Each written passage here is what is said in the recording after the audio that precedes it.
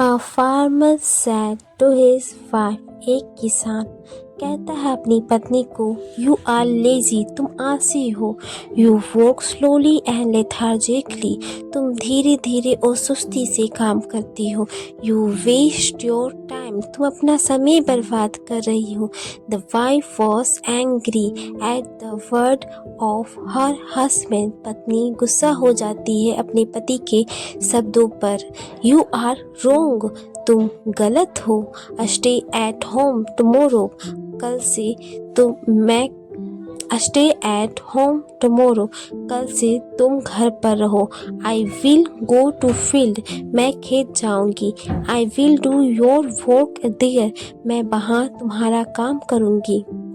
Will you do my work at home here, क्या तुम यहाँ रहकर मेरा काम करोगे।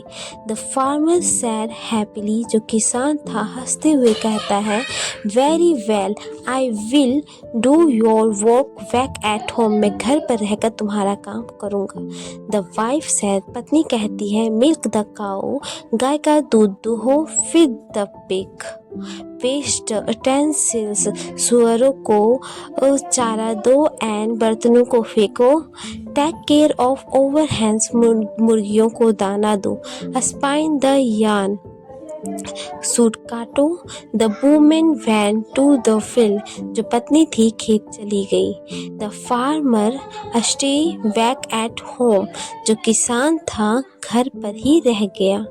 ही took a vessel and went to the cow to milk it, जो किसान था ही टुक वेसल, बर्तन लिया, went to the cow to the milk it, मतलब दूध दोहने गया।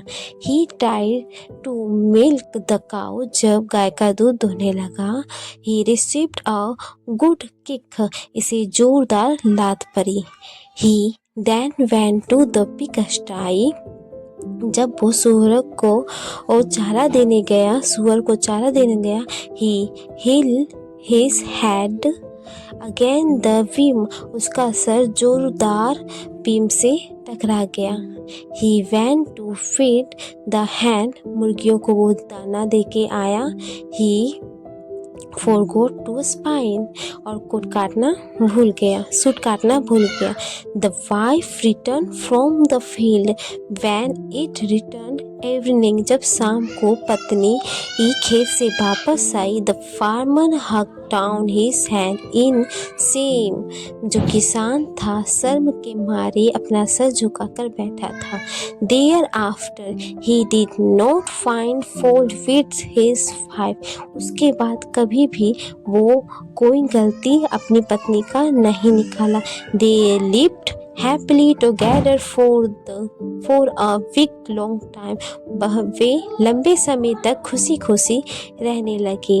इस कहानी का अंत यही होता है। इससे हमें सीखिए मिलता है कि कभी भी किसी के काम को कम या ज़्यादा नहीं रखना चाहिए, सबका काम